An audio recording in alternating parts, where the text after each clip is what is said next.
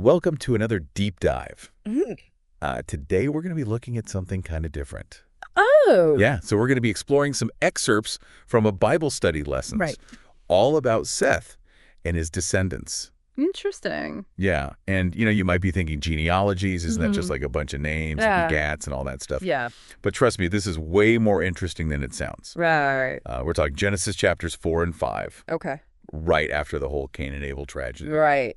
And it's really like humanity's first attempt to figure out their place in the world. Okay. And with God. Yeah. So why were these ancient genealogies so important? Right. And what can we learn from them today? Well, what's fascinating here is how much emotion Okay. and hope is packed into these seemingly simple lists of names. Take Seth's birth, for example. Okay. Eve names him Seth, meaning substitute, Right. because she sees him as a replacement for Abel. It's a raw, powerful moment that speaks volumes about their grief Okay. and their yearning for a future where God's promise of a redeemer could still be fulfilled. Okay, so we've got this weighty backstory. Yeah. But then we jump into the genealogy in Genesis 5. Okay. And suddenly we're dealing with people living for hundreds and hundreds of years. It's amazing. I mean, Adam lived to be 930. Right. Seth, 912. Yep. Jared, 962. Uh-huh. And then there's Methuselah, Yeah. clocking in at a mind-blowing 969 years. Yeah, it's incredible. Were people really living that long back then? It definitely stretches the imagination, doesn't it? Yeah. Our source material presents two main theories. Okay. One suggests that the Earth pre-flood might have been a completely different environment. Maybe the atmosphere, the food, even the water Right. contributed to these incredibly long lifespans. Okay. The other theory proposes that sin's impact, potentially through things like accumulating genetic mutations, gradually shortened lifespans over time. Right. So instead of a sudden change, Yeah. it was more like a slow decline over generations. So you're saying that even way back then, Yeah. they were grappling with the consequences of their choices. Precisely. And it's interesting because right around this time, Okay. during the lifetime of Enoch, Seth's son, Right. we see the first mention of communal worship. Okay. Genesis says, at that time, people began to call upon the name of the Lord. It suggests a growing awareness of God, Okay. a desire to connect with him, Yeah. not just individually, but as a community. It's a stark contrast to Cain's line, Right. which descended into violence and separation from God. It really highlights the two paths laid out before humanity, Yeah. walking with God or turning away from him. Exactly. But, okay, I have to ask, what's the deal Sure. with these different types of genealogies? The source material mentions linear and branch genealogies. Right. I get that one's a straight line and Yeah. the other branches out. Right. But what's the significance?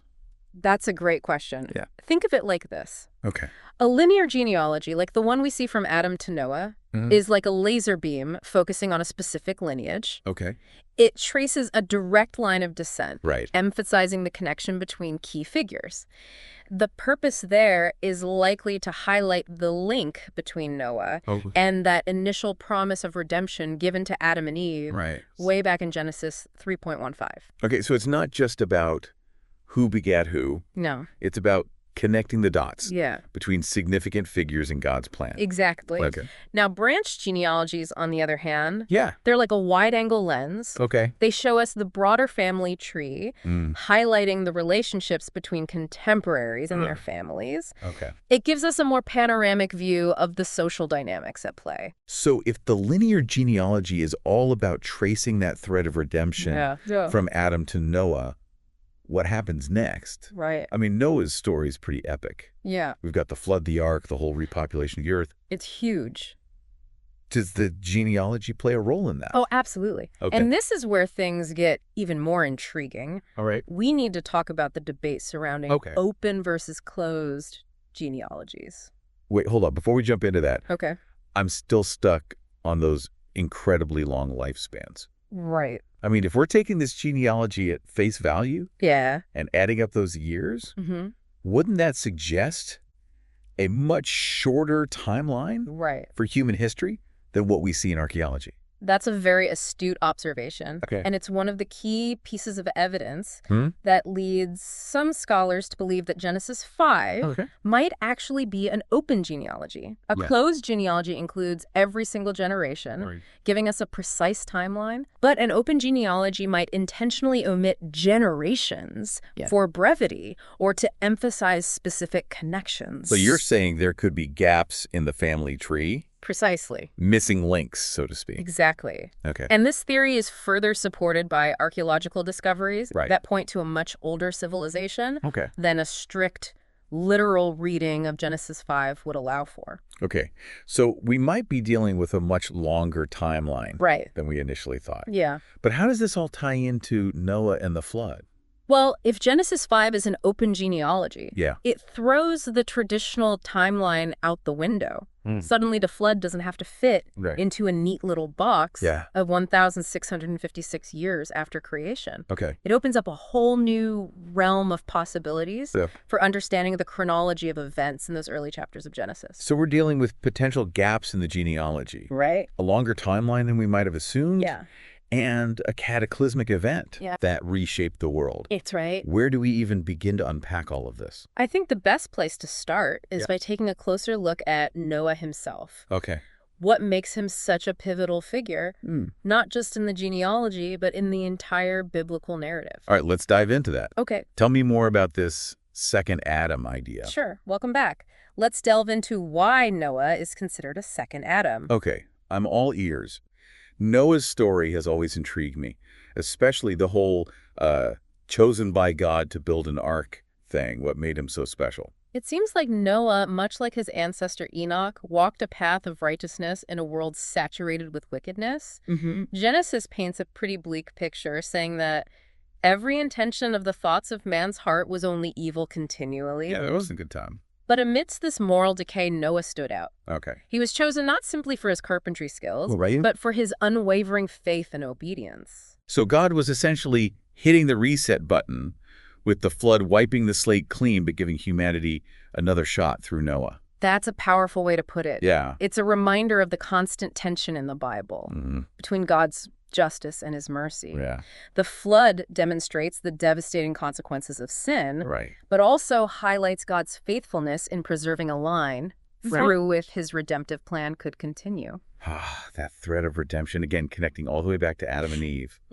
But if Noah is like a second Adam, a new starting point, what does that make his sons? Think of Shem, Ham, and Japheth as the new patriarchs. Okay. The founding fathers of the post-flood world. Through them, the entire earth is repopulated. Okay. Their lineage spreads out, branches out like a branch genealogy. I see what you did there. Okay, so the genealogy leading up to Noah emphasizes that connection to Adam and the original promise of redemption. Then the flood acts as a bridge to the next chapter with Noah's sons carrying that promise forward. Something still feels a bit murky to me. Earlier, you mentioned that linear genealogies often aim to link key figures. If Noah is the endpoint of this particular genealogy in Genesis 5, who exactly is he being connected to on the other side of the flood? Well, on the most immediate level, it's his sons, of course. But zooming out, we see a grander connection emerging. Noah becomes the bridge between the old world corrupted by sin and the new world cleansed and ready for a fresh start. He embodies both the judgment and the grace of God. So the flood wasn't just an act of destruction, but also a radical act of renewal, a chance for humanity to realign itself with God's purpose. Precisely. And if we view Noah as a second Adam, then we can see how he becomes a pivotal figure in that ongoing story of redemption, just as Adam was given dominion over the earth. Noah receives a renewed mandate to be fruitful and multiply and fill the earth, but this time with the lessons of the flood etched into humanity's collective memory. Okay, so this whole genealogy isn't just an ancient family tree. It's a map of humanity's relationship with God, filled with twists and turns, high points, and devastating lows. And just like any good map, it's packed with details that reveal more the closer you look. Yeah. Take Enoch, for example. We've mentioned him in passing, but his story is worth a deeper dive. Oh, yeah. Enoch, the guy who walked with God and then was taken by God. That always seemed a pretty sweet deal to me. What do you think it really means to walk with God? Is it just about being a good person? I think it goes far beyond simply being good. The phrase implies a constant, intimate communion with God, a life where every decision, every action Right. is guided by a deep and abiding trust in the divine. It's a state of being where your heart and will are so aligned with God's that you're essentially moving in step with him. It's a beautiful image, but also kind of intimidating. Do you think anyone can achieve that kind of connection with God? Well, Enoch's story suggests it's possible even in a world riddled with sin. He lived in a time, much like Noah's, where wickedness was rampant. Right. Yet he chose a different path. Okay. He chose to walk with God, and that choice, according to the text, led to him being taken directly into God's presence, bypassing death altogether. So it's not just about following rules or going through the motions. It's about cultivating that deep personal relationship with God. Yeah. But if we're being honest, most of us aren't going to get whisked away by God like Enoch. What about those of us who are still grappling with our faith, still trying to figure out what it means to truly walk with God? Well, let's not forget about Noah's father, Lamech. Okay. He named his son Noah, meaning rest, because he believed Noah would bring relief from the curse on the ground, the toil and hardship of life. Right. But things didn't exactly pan out the way he predicted, did they? True, but while Noah didn't directly fulfill that specific prophecy about easing physical labor, he did bring about a different kind of rest, a spiritual rest, for those who entered the ark and emerged into a world cleansed by the flood. Okay. In a sense, Lamech's prophecy was fulfilled, but on a deeper, more profound level.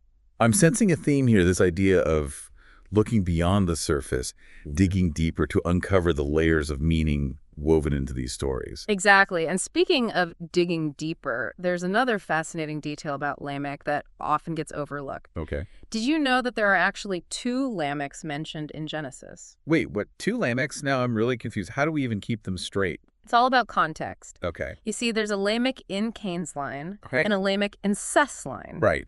The Lamech in Cain's line embodies the wickedness and violence that characterize that lineage. Okay. He's known for his boastful, even cruel nature. Okay, so Cain's line, bad Lamech, Seth's line, good Lamech. Got it. Well, it's not quite that simple. But the contrast between the 2 Lamechs does highlight the diverging paths chosen by these 2 branches of humanity. Okay.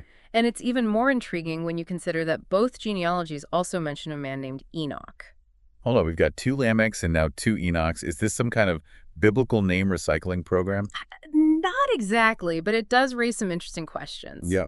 In Cain's line, Enoch is just a name in a list, a descendant of a murderer. Okay. But in Seth's line, he's the one who walked with God and was taken by him.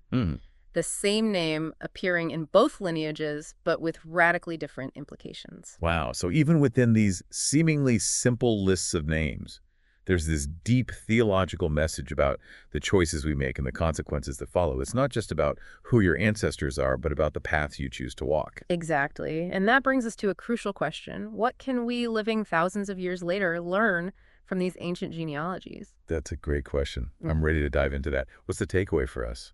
I think these stories offer profound insights into the human condition and our relationship with God. Okay. Take Enoch, for example. He chose to walk with God even in a world consumed by wickedness. Right. And that choice had a radical impact on his life. He shows us that deep connection with the divine is possible, even amidst chaos and darkness. But what about like those of us who haven't been whisked away by God? Right. What about those of us who are still trying to find our footing on this path of faith? Let's consider Noah's father, Lamech. Okay. He named his son Noah, meaning rest, Right. believing he would usher in a time of relief from the hardships of life. Right. While that prophecy wasn't fulfilled the literal way Lamech envisioned, Okay. Noah did become a source of a different kind of rest, Okay. a spiritual rest for those who entered the ark and emerged into a cleansed world. So even when our hopes and expectations aren't met in the way we anticipate, there's still a possibility for deeper, more meaningful fulfillment. Precisely. And remember, we have 2 Lamechs in Genesis, one in Cain's line and one in Seth's. Right. This seemingly small detail underscores the profound impact of the choices we make. Yeah. Cain's descendant Lamech boasts of violence and revenge, while Seth's descendant Lamech places his hope in a son who will bring rest. The same name, but 2 drastically different legacies. Exactly. It really drives home the point that our lineage isn't just about bloodlines, but about the values we embrace and the paths we choose to walk. That's right. And the 2 Enochs, further reinforce this idea. Yeah. In Cain's line, Enoch is simply a name, a descendant of a murderer. Right. But in Seth's line, he's the one who walked with God and was taken by him. Right. Yeah. It's a stark contrast that reminds us that our choices have the power to shape not only our own destinies, but the destinies of those who come after us. So these genealogies aren't just about recording who begat who. They're about illuminating the spiritual trajectory of humanity, the consequences of our actions, and the enduring power of faith. And they challenge us to look inward, to examine our own lives and ask ourselves, what path are we choosing? Right. Are we walking with God, seeking his guidance in our daily lives? Are we striving to be a source of hope and healing in a world that desperately needs it? These stories remind us that we are not isolated individuals. Right. We are part of a larger narrative, a story that began long ago and continues to unfold through us. And just as Noah became a bridge between the old world and the new, we too have the opportunity to be bridge builders, to connect the past with the future, to carry forward the legacy of faith, and to help shape a world that reflects God's love and justice. This deep dive has been an incredible journey of discovery. It has. We've explored the world of early biblical genealogies, uncovered hidden layers of meaning, and encountered some truly remarkable individuals. And we've learned that these ancient stories, though separated from us by thousands of years, still hold profound relevance for our lives today. So as we wrap up, I have one final question for you and for our listeners. If we were to create a genealogy highlighting the most impactful figures in our own family line, who would we include?